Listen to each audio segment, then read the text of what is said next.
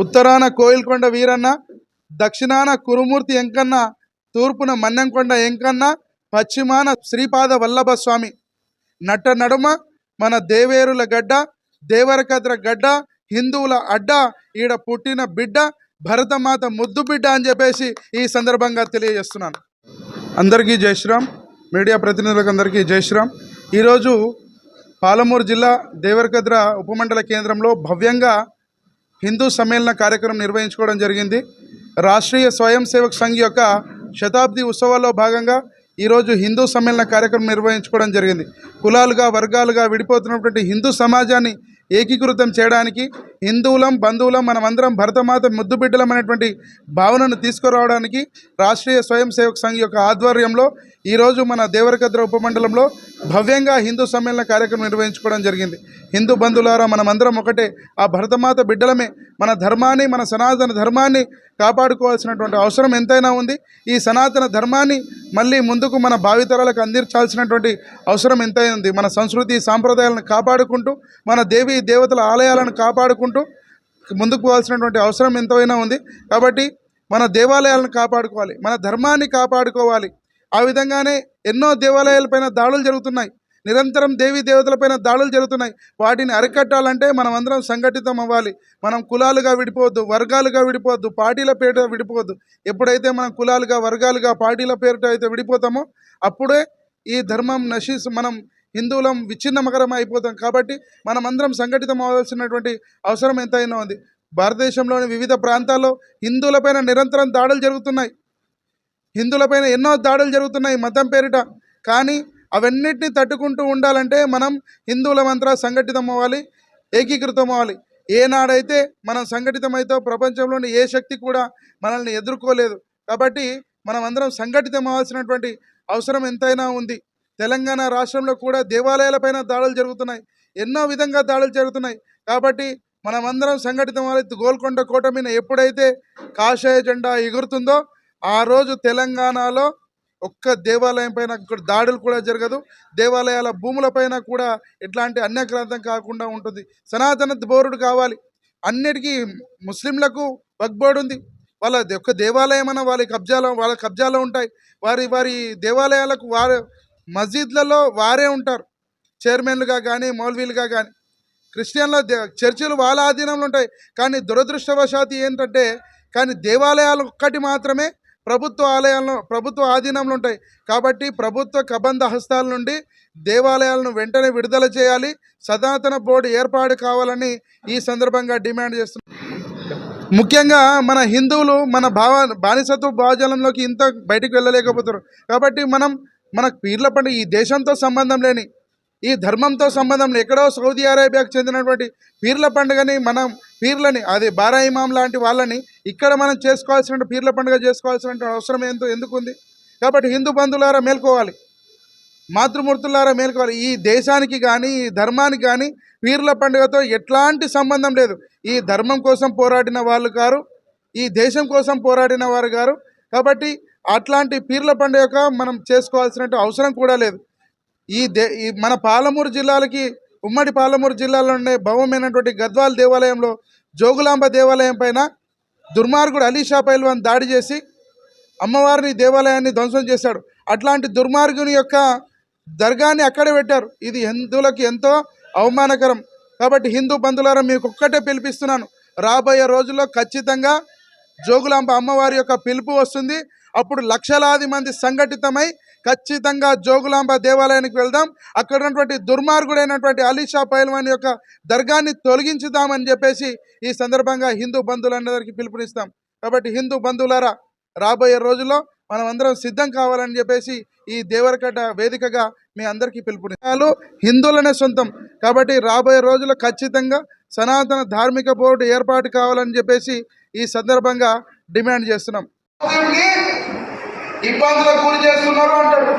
మరి మా తమ్ముడు 15 ఏళ్ల కింద మాట అన్నాడు. ఏమనంటే మేరకు 15 మినిట్ టైం దే మై హిందూ అంకో ఖతం కర్దేంగి అన్నాడు. నేను ఇక్కడికి నుంచి ఒకటి అడుగుతున్నాను, అరే మీ తమ్ముడు 15 నిమిషాలు టైం ఇయ్యి హిందువులను ఖతం చేస్తున్నాడు. మీ తమ్ముడు 15 నిమిషాలు అడిగి 15 ఏళ్ళు అయిపోయింది, ఇప్పటి వరకు ఏమి చేయలేకపోయాడు. ఇంకా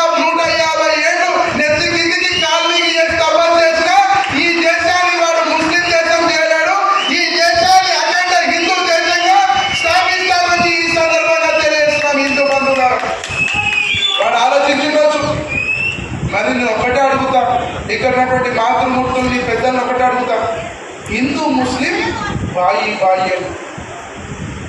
మనం పూజించే ముక్కోటి దేవతలటువంటి స్వరూపమైనటువంటి గోమాతల్ని బక్రీద్ పండుగ నాడు లక్షలాది గోమాతల్ని పైన శుద్ధితో కొట్టి వేడి నీటితో చర్మాన్ని వలిచి పండుగ చేసుకొని తినేటువంటి దుర్మార్గులు మనకి ఏ విధంగా అన్నదమ్ములు అవుతారో చెప్పండి. వాళ్ళు మనకు అన్నదమ్ములు అవుతారా? ఇక పీర్ల పండుగ వచ్చిందంటే సార్ మన పల్లెటూర్లలో సున్నాలేస్తారు, ఇల్లు అలుకుతారు.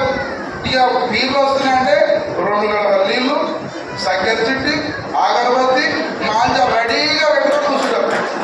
ఎప్పుడు పీర్లు వస్తాయా, ఎప్పుడు నీళ్ళు పోతున్నాయి, ఎప్పుడు పీర్లు వస్తాయా, ఎప్పుడు నీళ్ళు పోతున్నాయి. అసలు ఆ దరిద్రపు భావజాలానికి మనం ఎందుకు లోనవుతున్నామో నాకు అర్థం కాలేదు. మరి వాళ్ళు మన వెంకటేశ్వర స్వామి కురుమూర్తి వెంకన్న స్వామి యొక్క పల్లకి సేవ ఊళ్ళకి వస్తే ఒక్కడైనా చెప్పే నీళ్ళను వచ్చిండా? మన శ్రీపాద వల్లభ స్వామి యొక్క పల్లకి సేవ మన ఇంటి ముంగలికి పోతే వాడి ఇంటి ముంగలికి వెళ్ళిపోతే ఒక ఆగర్బత్తిని పట్టుకొని బయటికి వచ్చిందా? మరి అట్లాంటప్పుడు అదే మైలకొండల అదే వీరభద్ర స్వామి యొక్క పల్లకి సేవ బయటికి వస్తే ఒక్కడన్నా ఒకడు పూలు తీసుకొని పోయి పూలను వేసిండా? మరి అట్లాంటప్పుడు మీరెందుకు వేస్తారయ్యారా బాబు? నాకు అర్థం కాదు. ఈ భారతదేశంలోనే పుట్టాలి, తెలంగాణలో పుట్టాలి, దేవరకద్రలోనే పుట్టాలి, కానీ పక్కింట్లో పుట్టాలి, మా ఇంట్లోనే కాపాడుకోవాలి. అట్లా ఎప్పుడు అనుకోకండి.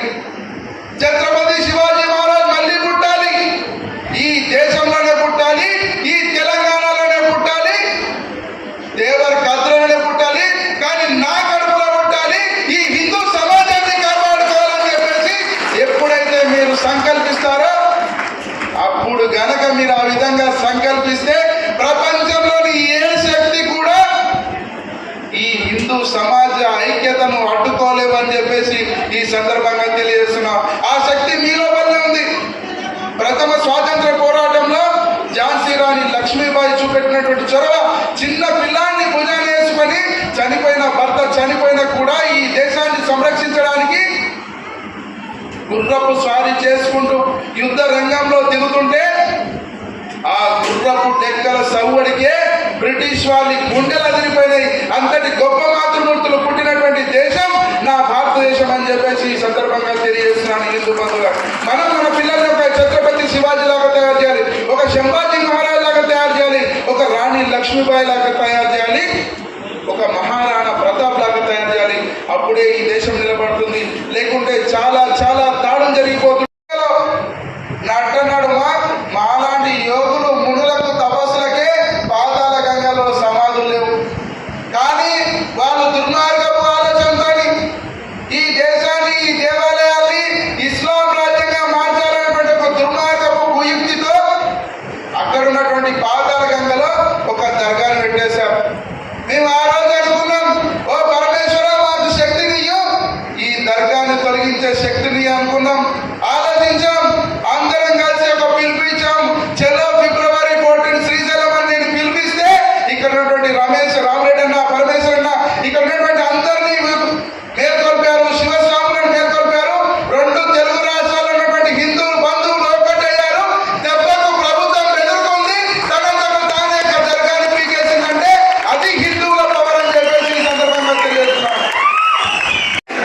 జై శ్రీరామ్. భారత్ మాతా కీ. సనాతన వైదిక హిందూ ధర్మకి, ధార్మిక సనాతన వైదిక హిందూ ధర్మకి, సీతాపతి రామచంద్ర की। आगे देखो, गली में देखो, दिल्ली में देखो, अरे दिल में देखो, भारत माता की, भारत माता की जय जय भारत। మనము ఇడ్సబెట్టినాం, హిందూ ధర్మాన్ని ఇడ్సబెట్టినాం, కులాన్ని మాత్రం పట్టుకొని ఉన్నాం. పహల్గామ్లా ప్యాంట్ తిప్పి చూసి కన్ఫర్మ్ చేసుకుంటే కమ్మ, కాప, రెడ్డి, వెల్మ, మాల, మాదిగ, సాకల అని తెలిసిందా? హిందూ అని తెలిసిందా?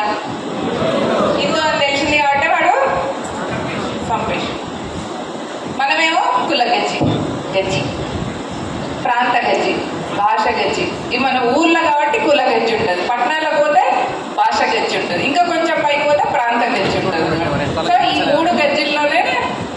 దేశం అంతా అయిపోతుందే తప్ప హిందూ ధర్మం లేదు, దేశం లేదు, దేవాలయ రక్షణ లేదు. అయితే హిందూ సమాజం ఇట్లా అయిపోవడానికి కారణం ఏంటి అంటే విదేశీ దాడుల వల్ల. కాబట్టి 5 విషయాల పట్ల హిందువులు జాగ్రత్తగా ఉండాలి అని మన పెద్దలు పంచ పరివర్తన తీసుకొచ్చారు. దానిలో మొదటిది సామాజిక సమరసత, స్వదేశీ, తర్వాత మన పౌర విధులు, ప్రకృతి ఆరాధన, కుటుంబ ప్రబోధం. ఇవి 5. సామాజిక సమరసత. ఒక హిందూ పెళ్లి కావాలి అనుకోండి, ఒక పిల్లానికి పెళ్లి చేయాలంటే మొదటి పత్రిక అన్నట ఇంటి సాకలాయనకి ఇస్తారట. సాకలాయనకు మొదటి పత్రిక ఇస్తే పిల్లగాడు సల్లంగా ఉంటారు. మంగళ స్నానం లేకుండా పెళ్లి జరుగుతుందా? పుస్తే మంటలు అవసరాయన ఇంటి నుంచి రావాల్సిందే, అవి లేకుండా పెళ్ళి అవుతుందా? కురాళ్ళు, ఐరేళ్ళు కుమ్మరింటి నుంచి రావాల్సిందే, అవి కావాలన్నా పెళ్లి కానీకి. మళ్ళీ పిల్లకు మన బాసనలు అవి అన్నట్టు కంసాల ఇంటి నుంచి బాసనలు, గిన్నెలు, బొచ్చలు రావాల్సిందే. మళ్ళీ తర్వాత వడ్రంగి ఇంటి నుంచి వెళ్ళి బీరువాలో, మంచాలో ఇవే ఏమైనా సామాన్ రావాల్సింది. అంతేనా? మళ్ళా పంతులు సప్పుడు అంటాడు అనగానే డబ్బు ఎవరు తయారు చేయాలి? మాలింటి నుంచి డబ్బు రావాలి. మళ్ళీ డబ్బు ఎట్లా కొట్టుకోవాలి? మాది ఇంటి నుంచి మాదిగా నుంచి డబ్బు కొట్టాల్సిందే. మాదిగా డబ్బు లేని శవం లేవదు, పెళ్లి కాదు. మరి ఇంతమంది హిందూ పెద్దలందరూ మేనమామల్ని ఒక పిల్లానికి నిలబడి పెళ్లి చేసినాక ఒక కులం తక్కువ ఎందుకైంది, ఒక కులం ఎక్కువ ఎందుకైంది? పౌరాలు ఎగిరిస్తే మూతి పనులు రాలగొట్టుకుంటే స్వతంత్రం వచ్చింది అనుకున్నారు. కాదు, మాటకు మాట, దెబ్బకు దెబ్బ, రక్తానికి రక్తం, నాకు రక్తం ఇవ్వండి మీకు స్వతంత్రం ఇస్తా అని పుట్టి సింహంలా గర్జించిన నేతాజీ పుట్టిన నేల బెంగాల్ ప్రాంతం. ఈ బాలుడు కనిపించింది, నా భారతమాత దాస్య శృంఖలాల నుంచి బయటపడాలనంటే నేను ఆ ప్రాంతానికి వెళ్తే నాకు ఇంకా ఏమైనా మార్గదర్శనం లభిస్తుందేమో అని చెప్పి అనేక విధాలుగా అనేక పాఠశాలలో కాలేజీలో సీట్ వచ్చినా కూడా చదవకుండా బెంగాల్కి వెళ్ళాడు. అక్కడ అనుశీలన సమితి అనేటువంటి దాంట్లో పోరాట సమితిలో పనిచేశాడు. అక్కడ అనేక మంది యువకులు బలవుతున్నారు, స్వతంత్రం కోసం పోరాటం చేస్తున్నారు. కానీ ఆయనకు ఒక ప్రశ్న ఉదయించింది, ఇంత పోరాటం చేస్తున్నారు, ఆ పిల్లల్ని తీసుకుపోతున్నారు, కాల్ చేస్తున్నారు, కొడుతున్నారు, కానీ పక్కనున్నటువంటి సమాజం ఏమనుకుంటుందంటే అది మాకు సంబంధం లేదు, ఆ పిల్లలు ఏమో చేసి పట్టకపోదు. వాళ్ళు పోరాటం చేస్తున్నది ఎందుకోసము, ప్రాణాలు అర్పిస్తున్నది ఎందుకోసము, లాఠీ దెబ్బలు తింటున్నది ఎవరి కోసము, ఈ స్పృహ సమాజంలో లేదు. ఈయన చేస్తున్నది డాక్టర్ కోర్స్, సమాజాన్ని చూస్తున్నాడు. డాక్టర్ కోర్స్ అంటే అర్థం ఏంటి? మనకేదైనా జబ్బు చేస్తే ఆ రోగాన్ని కనిపెట్టి దానికి మందేయాలి.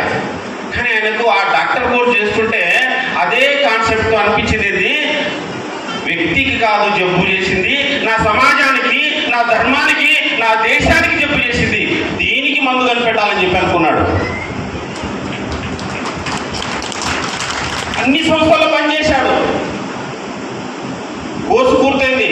ప్రిన్సిపాల్ గారు అడిగారు, ఏమా బాబు పెళ్లి చేసుకుంటావా అంటే, లేదు నా దేశం కోసం, నా ధర్మం కోసం నేను పనిచేయాలనుకుంటున్నా. అన్న వదినలు అడిగారు, లేదు నా దేశం కోసం పనిచేస్తానని చెప్పి ఆయన ఈ దేశాన్ని మొత్తం స్కాన్ చేసి ఒక ప్రిస్క్రిప్షన్ కనిపెట్టాడు. అదే శాఖ, రాష్ట్రీయ స్వయం సేవక్ సంఘ్. 1925లో విజయదశమి రోజు నాగపూర్ కేంద్రంగా 5-6 మంది పిల్లలతో ఆడుకుంటూ శాఖ ప్రారంభమైంది. చాలా మంది అడిగారు, ఏమై బాబు నువ్వు డాక్టర్ కోర్సు పూర్తి చేశావు కదా, ఇదే పిల్లలతో ఆడుకుంటున్నావు అంటే నేను హిందూ సంఘటన చేస్తాడు. హిందూ సంఘటన అప్పుడు ఎట్లా ఉందంటే, ఈ దేశాన్ని పాలిస్తున్న పెద్ద మనుషులు ఎంత దేశానికి స్వతంత్రం కోసం పోరాడుకుంటున్నామని చెప్పుకుంటున్నటువంటి పెద్ద మనుషులంతా ఏమంటున్నారంటే, ముజే గదే కహో మగర్ హిందూ నహీ కహో. ఇట్లా మాట్లాడుతున్న దౌర్భాగ్యకరమైనటువంటి స్థితిలో నేను హిందూ సంఘటన చేస్తాను అంటూ గర్జిస్తున్నటువంటి వ్యక్తిని చూసి చాలా మంది గేలి చేశారు. నువ్వు ఎడిగేవారా, ఎడు గవారైందా, పిచ్చిలేసిందా, పిల్లలతో ఆడుకుంటాను పోయిందా, నువ్వు హిందూ సంఘటన చేస్తా అంటావు, జాతిలో స్వాభిమానాన్ని నింపుతానంటావు అంటున్నారు, గేలి చేస్తున్నారు. ఈయన పిల్లలతో ఆడుకుంటూనే ఉన్నాడు. ఏమై ఎడిగేవారు, సంఘటన అయిందా, నేను టన్నులు చేసావా, ఓ 2 టన్నులు చేసావా, ఎంత అయింది, ఎంత జమైంది అని చెప్పి ఎక్కిరిస్తున్నారు. కూర్చున్నారు.